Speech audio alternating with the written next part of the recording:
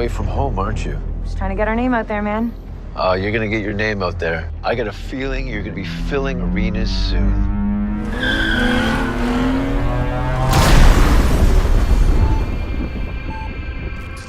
What have you done to me? It's okay. You've been chosen. Chosen? To appease the gods. Ladies, every day is a sunshine day. We give our blood to the dirt. From the dirt will rise life. The dirt is dry. If you want to survive, it's going to take a lot of work. What if I choose death instead? You're not ready to die, so fight for your life. And let's have some fun. You were made for this place.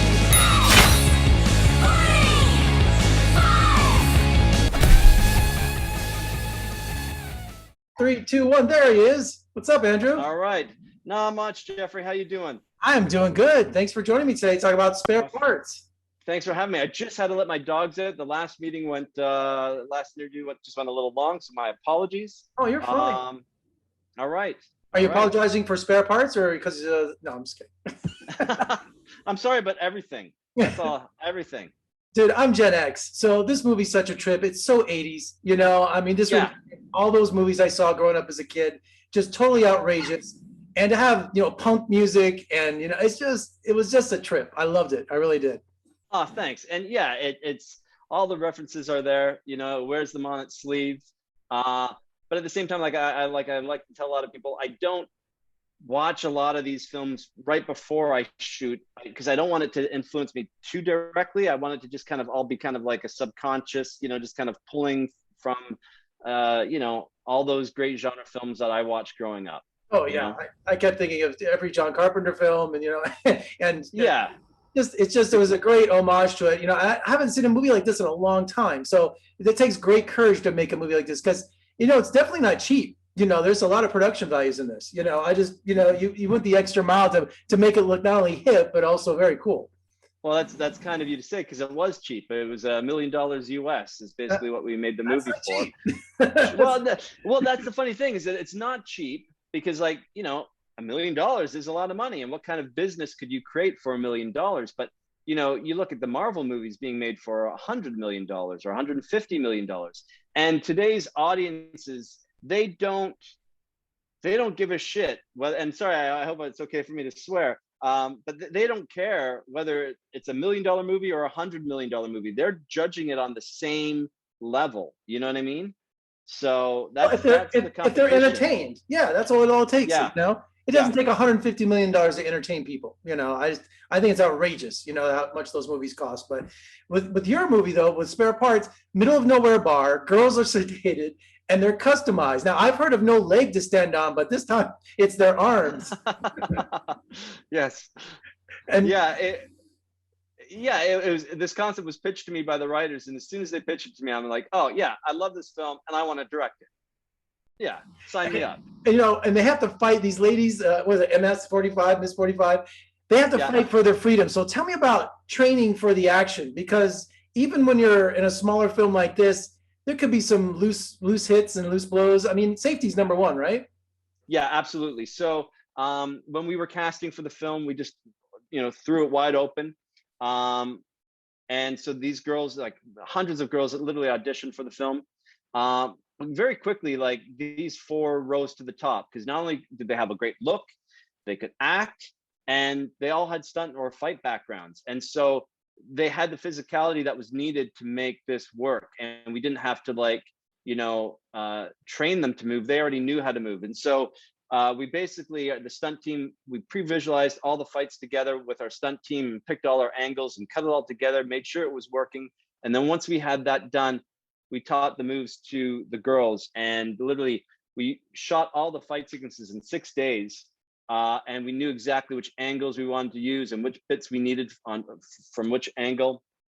And obviously we had to use stunt doubles on occasion because you can't afford to have an actress hurt because you can't reschedule, you can't push things back, you can't reshoot later. But for the most part, they did a lot of their own stunts, and they loved it. Like they had no complaints. They were like 100% committed to this, And it makes it look all the better when you see them on and the it screen. shows. Yeah, Yeah, when you it see them on the shows. screen. And setting up the production design, because that I think that's where the movie really is a winner, creating this world. I love the junkyard. So tell me about setting all that up. Well, we didn't set it up. We went to an actual junkyard. We Exactly. we shot in Sudbury.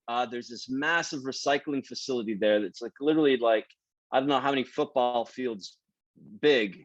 Like it's big enough that they have full trains inside, like, you know, like engine, like the steam engines, like the, you know, inside their facilities, and they're like ripping them apart and reusing them. They have cars and ambulances and buses and just all this junk. Like everything you saw in there was real. And so we were originally going to shoot the arena inside the facility, but something happened and we couldn't. So they said, well, we have an auto wrecking yard just north of our facility here. And so that's where we went. And we used real cars and built up the arena and cleared out all the debris, so that we could have a place for the girls to fight and not, you know, It just sounds like a liability nightmare for a production company. It really does. Yeah, yes and no. You know, like obviously we made sure that everything was done to the utmost of you know, safety standards. Never did we feel you know, worried. Like we actually built the dais up above the arena so that Julian could be sitting up there looking down. The most dangerous thing that happened was one night we got rained out. A big thunder and lightning storm just came in out of nowhere, and so we quickly had to like take down lights, cover things up, get the actors out of there. And you know, we lost half a day of filming, but that was the worst thing that happened. Well, not only the junkyard setting, but the costumes, the special effects, finding the right team and look. I just thought it just looked so post-apocalyptic. I mean, great costumes. Yeah, thank you. And for me, it was important that while it looked post-apocalyptic, that it still had a vibrancy to it, that it's still, so the color palette was very important to kind of keep it kind of bright and fun. You know, bringing in some like prime colors into it, because I didn't want it to be like, while there was a lot of dirt and grime and oil stained things there, I didn't want that to be like too dour looking and too, you know, dirty looking. I wanted there to be some liveliness to it. And you know, the movie's coming out on June 1st on VOD, but also DVD and Blu-ray. And you provided commentary along with the cast. How was that experience? Was it a lot of fun watching it? And yeah, at this point though, you like, you know, you see it so many times. I edited the film, so I lived with this film for a long time. But yeah, it was fun to do the commentary with them. We put some great extras on the disc. We've got you get to see that pre-visualization that we originally shot to do the stunt sequences. You can see the girls doing some fight training. You know, so we did some interviews. So there's a lot of great little extras on there that we wanted to make sure that the fans of the film got to, you know, see how we kind of brought it together. that's awesome. And you know, I'm a big Turner Classic Movie fan, so I think someday this is going to end up on TCM Underground. I'll be watching this at midnight, you know, in a couple of years. So I think that'd be pretty cool. I'd be very happy with that. Yeah. Andrew, thanks for talking to me today. Congratulations. Awesome film. And come visit us in Las Vegas, man. We'd love to have it. We're opening June 1st, the day your movie comes out. So come to Vegas, like, you know, because George Lucas head off to Hawaii when Star Wars opened up. He thought it was going to be a bomb. So you head to Vegas on June 1st and we'll see how great the film does from there. Hey, listen, I've actually never been to Vegas. So, yeah, I might have to take you up on that offer. Awesome, man. Thanks so much and good luck with the film. Thanks, Jeffrey.